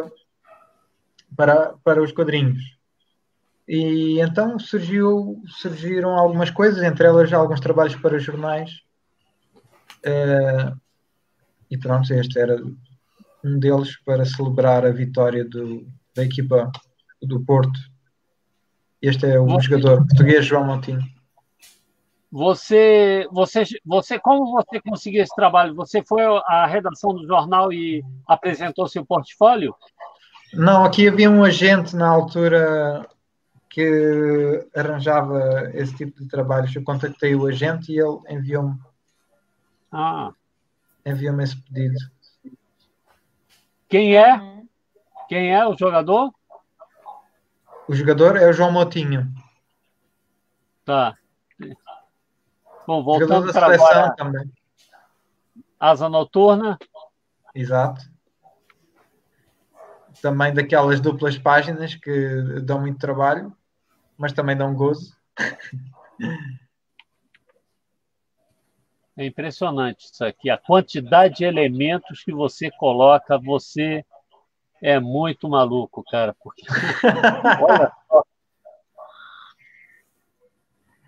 Está no guião. Não tem escolha, tem que fazer. E ele é muito rápido, ele desenha muito rápido. Se você vê ele desenhando, assim, a facilidade nos traços, é incrível. Não sou. Sim, não seja modesto. Eu queria ser muito mais rápido. E esta foi uma história. Eu comecei e acabei esta história do Detective Comics com o Brian Hill. Mais uma vez com a Diana Egea como arte finalista. E também foi um trabalho importante, porque até aqui tinha só feito fill-ins e acabado histórias. Aqui estava a começar e a acabar uma história, que é sempre correto. Por exemplo, essa luva do Batman, ela é diferente de outras luvas que a gente vê por aí. Isso daí é indicação da DC Comics, essa mudança, ou você sugere? Não. Neste caso já me entregue o design da personagem, os fatos, os uniformes. nesta altura o Batman tinha essas luvas, tinha aquele contorno amarelo, morcego, esse tipo de coisas. Porque eles depois enviam para os artistas, porque há vários livros com o Batman, e então convém que eles todos tenham o mesmo tipo de desenho. Excetuando histórias fora daquele universo, claro. Esse dinossauro que você coloca no fundo, que é icônico na coisa, isso também é indicação ou esse você colocou por... Não, esse não é indicação, mas é quase obrigatório. Estás a desenhar a caverna do Batman e é um dos elementos que lá está presente. Sim. Bom, então, aqui, interromper compartilhamento, vamos voltar para nossa... Estava aqui a mostrar, tinha aqui o tal tubarão. Caramba, que coisa espetacular. Peraí. Solo. Olha que espetáculo. Maravilhoso, Miguel. Lindo. A tentar juntar. Como você fez esse tubarão? Como? É o quê? É canetinha, pincel, É tudo que... Tudo. Porque olha os dentes, olha o olhar. Tem que ir para um quadro isso, Miguel. Se você não tiver espaço, eu tenho aqui, tá? Pode Ok, obrigado.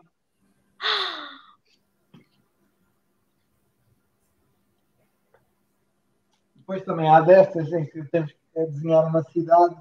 Uhum.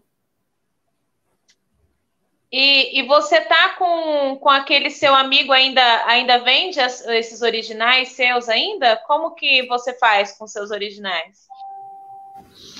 Sim, é um amigo que é a Comic Art e eles no site deles têm algumas páginas, embora acho que não tenha ainda muitas páginas recentes, mas se contactar... Se alguém quiser um original seu... Ou contactaram a mim diretamente, quem esteja interessado em originais.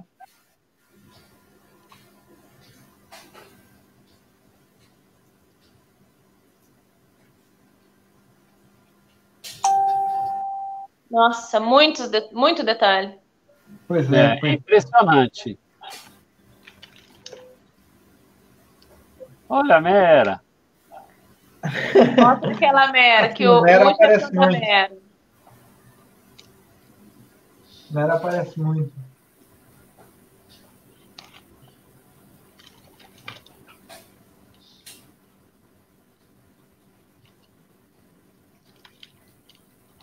Aquele que estavam a ver ainda há pouco.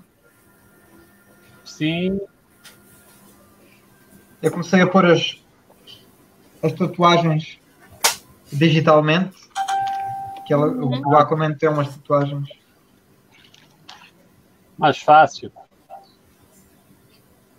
Então vai haver um casamento e a Mera está vestida de noiva. Lindo. O olhar é muito perfeito. E é isto. E agora está-se a aproximar o final da história e vai ter muito mais gente e muito mais momentos épicos, isso posso prometer. A revista da Aquaman está para acabar, não é? Não é bem assim. Isso foi um rumor que surgiu, porque alguém falou que estava a acabar a história, estava a acabar a run da Kelly Sue, que é a escritora, e então isso foi interpretado como estava a acabar o livro. Mas parece que não é bem assim. Vamos ver. Mas, Miguel, aproveitando esse assunto, essa semana mesmo, recentemente, começou toda uma conversa na internet sobre muitas demissões na parte editorial da DC Comics. Sobrou praticamente o Jim Lee, né? Que acho que foi dos editores, do pessoal ligado ao editorial, foi o único que sobrou. Todos os outros foram demitidos e inclusive a presidência está em grandes mudanças, não se sabe bem o que vai fazer. Você tem alguma notícia sobre como isso vai afetar os artistas, as histórias, as revistas, ou você não sabe? Não, para já eu posso falar do meu caso, tudo se manteve, os editores que eu tinha continuam lá, o trabalho que eu estava a fazer, que estava previsto fazer, continuei a fazer, estou a fazer neste momento, portanto, tudo o que possa dizer será só especulação, porque eu não faço ideia até que ponto vai mudar ou o que é que vai mudar. Não é? No meu caso, as pessoas com quem tenho estado a trabalhar continuam lá. Mas foi pesado para eles e para todos. Sempre que há esse tipo de despedimentos, um despedimento já é chato, despedimentos em massa, numa empresa tão grande como a Warner, não é? É complicado, mas não sei dizer em que é que isso se vai traduzir. Você acha que o mercado de quadrinhos americano vai diminuir, vai realmente passar para o digital, deixar de imprimir, deixar de ter o objeto físico, o livro físico? Eu sou otimista, portanto acho que não, acho que livros vai sempre haver. Não sei até que ponto se vai conseguir manter o estado de coisas como estão agora. Se vai ter que reinventar. Mas os cómics também, isto é por ciclos, não é? A história ensina-nos que ora está em altas, ora está em baixo. Vamos ver. Era bom que viesse mais um daqueles booms. De alta. Sim. Não é? Não sei, quem sabe. Está em alta e está em baixo, muitas vezes por causa dos próprios autores, editores, porque tem horas que eles fazem umas coisas muito ruins e afasta o leitor, né? Pois, é verdade. A indústria tem famoso encher linguiça, né? Que não dá certo. Eu tenho uma opinião que é a seguinte: eu acho que não dá para manter um personagem, contar uma história mensal de um personagem por tantos anos. Eu acho isso complicado. E no caso da DC e da Marvel, os personagens, por exemplo, o Batman tem 2, 3 revistas, sei lá. Então, é pior, porque aí são 2 aventuras por mês, ou 3, ou 4, envolvendo o mesmo personagem. É muito difícil manter uma qualidade, um nível mínimo de qualidade com tanta publicação mensal.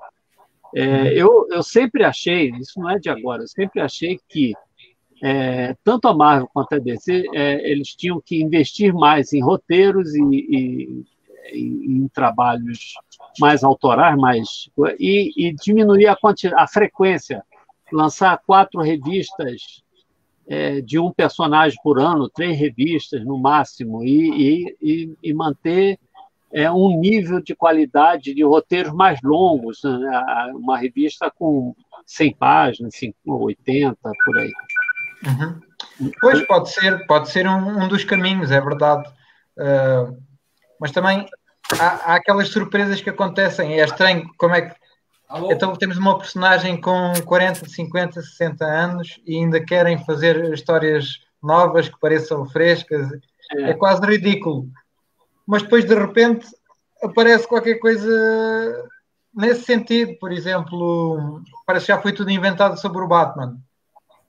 Mas o escritor que estava a fazer agora o Batman, o Tom King, conseguiu fazer uma história que surpreendeu muita gente e dava gozo ler, e estamos a ser surpreendidos com aquilo que estamos a ler. Portanto, quando aparecem essas joias, vale a pena. Se o caminho é dar oportunidade a vários autores, sim, em quantidade, mas e vamos encontrando aqui, ali, novos criadores de qualidade, não é? Porque, no fundo, tudo se prende aos criadores, conseguirem novos criadores, não é? Novas ideias. E quando acabam por surpreender, quando parece impossível, é sempre muito bom. Para mim, é uma alegria estar a ler um livro novo e descobrir ainda há coisas novas para contar com esta personagem. Sim. E aconteceu, por exemplo, com este Batman do Tom King. Eu já tinha visto algumas coisas onde tinha acontecido. Estava a ler o The Vision também do Tom King. E também estava surpreendido com o que estava acontecendo nas páginas. E então é um momento muito bom que me faz gostar muito de perceber porque é que gosto tanto de quadrinhos.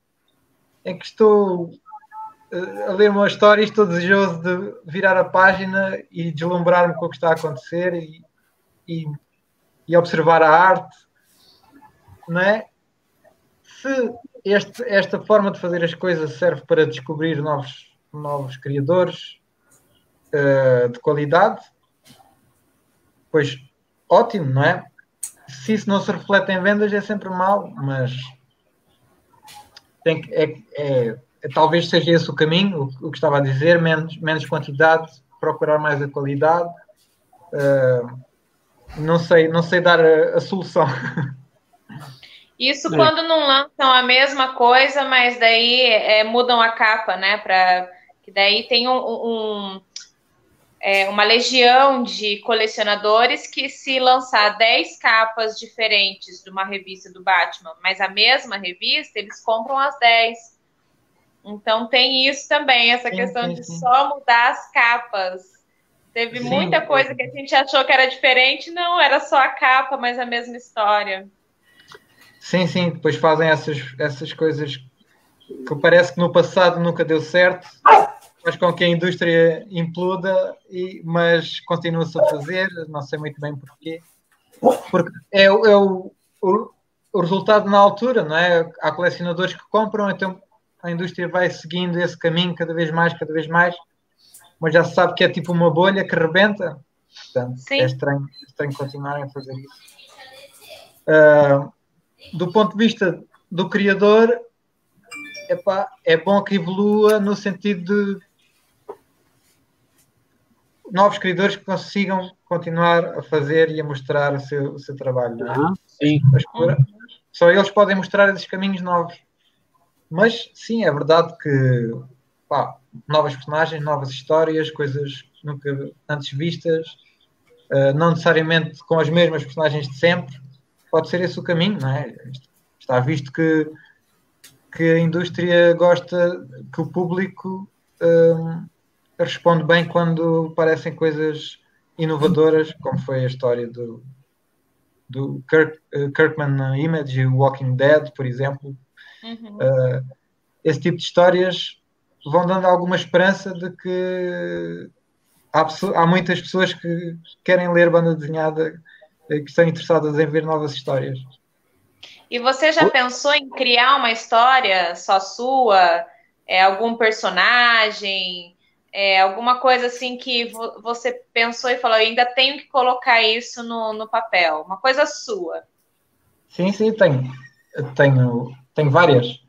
Incluindo aquela que o editor da Image verificou no Portfolio Review, chamou-lhe a atenção. É uma das histórias que eu quero fazer. E tenho a história mais ou menos definida, mas não tenho tempo para a fazer. E fala sobre... mas quero fazer. É nesse universo também, de heróis? Não, é mais ficção científica no espaço. É assim, meio complexo. Você se vê fazendo trabalhos também para editoras europeias? Sei lá, italianas, franco-belga? Sim, porque não? Não vejo porque não. Neste momento estou confortável a fazer o que estou a fazer. Sim, mas no futuro? No futuro, sim. Se a oportunidade assim surgir, ótimo. Não vejo porque não. Gostaria, sim. Novas experiências. Você tem gostado dos filmes de super-heróis que passam no cinema? Depende. Uns sim, outros nem por isso. Eu gostei muito da Mulher Maravilha. E eu acho que só. Eu gostei da Mulher Maravilha. Não gostei da Captain Marvel, por exemplo. Gostei do o Aquaman Deadpool. eu gostei também. O Aquaman você gostou, Miguel? O Aquaman gostei. Aquaman eu gostei. Claro. O Aquaman, claro que gostei. Então, Aquaman eu gostei. O Aquaman gostei, mas acho que também não é para toda a gente. Ou se entra naquele universo, ou então se entra logo desde o início, ou se começa. Mas eles estão a falar debaixo d'água. O que é isto? Esquece, não vais gostar. Mas para o tipo de histórias do Aquaman, acho que tinha que ser por ali. Acho que encontraram o tipo de solução que era necessária. Ok. Sim. E você gostou do ator que escolheram para ser o Aquaman? Gostei, sim. Acho que era o que era necessário para. Acho que foi diferente, foi arrojado, mas acho que funcionou. Acho que ele pegou na personagem e reinventou e para aquele universo funcionou bem. Acho.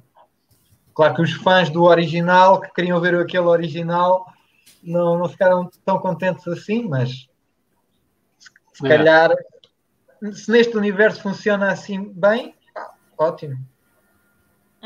Isso não me chateia nada. Se a história for contada de maneira interessante e se fizer sentido com aquele universo, para mim tudo bem. Gente, a gente está chegando a 2 horas de live, quase. Menos de 10 minutos. Eu queria saber se... Tony, você tem mais alguma pergunta? Não, na verdade, não. Eu queria agradecer ao Miguel por ter participado aqui com a gente, contado um pouco do processo dele, mostrado trabalhos maravilhosos, né? E, enfim, torcer para ver mais trabalhos seus, especialmente em preto e branco. Ok, obrigado, bom saber. Eu tenho uma pergunta. Diga. Sim. Cadê o Lúcio? Cadê o Ana? Tá na casa de massagem? Tá, pior que tá mesmo. O dia de quinta à tarde, esse horário, ele tá na fisioterapeuta. Tá. Fisioterapeuta. Mas ele comentou e deixou um comentário antes de sair, eu né? Vi, logo no início. Ele falou, e aí, velho, né? Que a gente estava também ensinando o Miguel que velho a gente usa para tudo, né? E aí, velho? Falou, velho. Beleza, velho? Eles me ensinaram uma expressão que é velho do céu. Velho do céu. Quer dizer que ferrou. E daí virou piada interna. A gente conversa.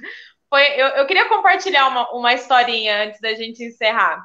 Quando a gente conheceu o Miguel, a gente não sabia que ele era ele. E a gente ficou amigo, assim, logo de cara, e já começamos a conversar e tal, e trocando, né, várias ideias e tal. Quando a gente viu o trabalho dele, ele não estava, assim, perto, né? A gente foi ver as exposições, e daí a gente viu lá alguns originais que ele cedeu, porque teve um especial, né? Do Batman, né? Uma exposição especial do Batman, e tinha uns originais do Miguel lá. E a gente vendo, aí o Lúcio, nossa, meu, olha esse cara, meu, ele é fudido, olha como ele desenha bem. E a gente ficou comentando. Quando a gente viu, o Miguel tava escrito. Eu falei assim, é do Miguel. Eu falei, o Miguel, nosso amigo Miguel? É do Miguel. Ele que desenhou pra DC, a gente não tinha associado o nome à pessoa. Depois a gente foi, acho que tinha passado, não sei, acho que mais um dia, 2, né? Daí que a gente foi falar, véi do céu, você que faz! E daí ficou o véi do céu, né? Que véi do céu dá para usar em qualquer coisa, ou de surpresa, ou para falar que ferrou, né? Dá para tudo. Dá para tudo. E daí ficou, a gente né, viu que já era fã, sem a gente saber que ele era ele. E a amizade... A minha mãe está a dizer olá, filho. E daí olá. A gente já começou essa amizade, assim, que a gente se conectou logo de cara. O Miguel tem isso, assim, sem demagogia mesmo. É uma coisa que o Miguel ele tem essa coisa cativante e de uma humildade sem tamanho, assim. Acho que ele não tem noção do tamanho do talento dele, como ele irradia isso. É uma pessoa feliz, é uma pessoa que a gente gosta de estar perto. Foi um prazer enorme estar com você, tanto lá no festival e continuar a amizade e estar aqui com você agora. E então, igualmente, o prazer é todo meu. Você é muito especial. Pela arte, como pessoa. Parabéns por tudo. Continua um grande trabalho aí, Miguel. Tá ótimo, viu? Um trabalho maravilhoso. Muito obrigado. De ver, e realmente, né? Vou procurar conhecer esse novo Aquaman com mão. Ok, obrigado. Eu também vou procurar, porque eu não conheço.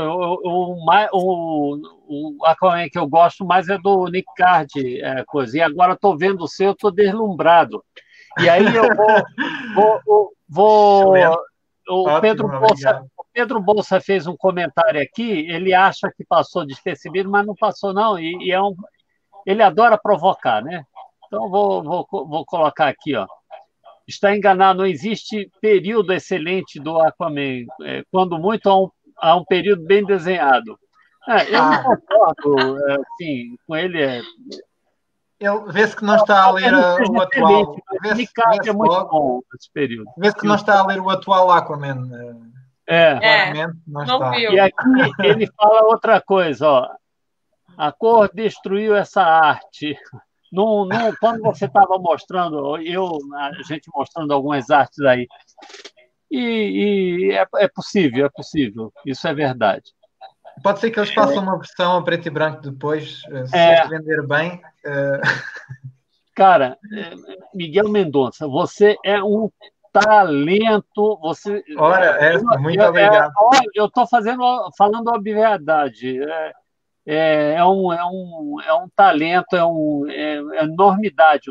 O trabalho, a maneira como você desenha, a qualidade do seu traço, a maneira como você resolve.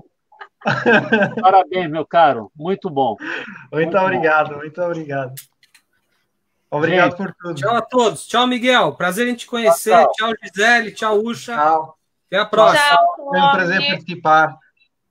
Obrigada, Miguel. Manda um beijo para a esposa e para o Miguel Júnior. A esposa comentou agora. Sim, eu acabei de ver. Olha lá. Ela é suspeita. Miguel Júnior, o Diniz.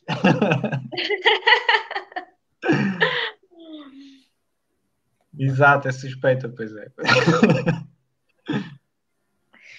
Obrigada, viu, Miguel? Você é sensacional. A Nóbrega vai ser uma das próximas entrevistadas aqui na live de quadrinhos. Excelente. Então, vamos lá. Tchau a todos. Então. Muito obrigado. Ótimo, foi um ótimo papo. Um abraço a todos e até a próxima live de quadrinhos. Quinta-feira que vem. Até a próxima. Até a próxima. Tchau. Grande beijo, beijinhos do Brasil, Miguel. Beijo, Ana. Um abraço ao Lúcio também.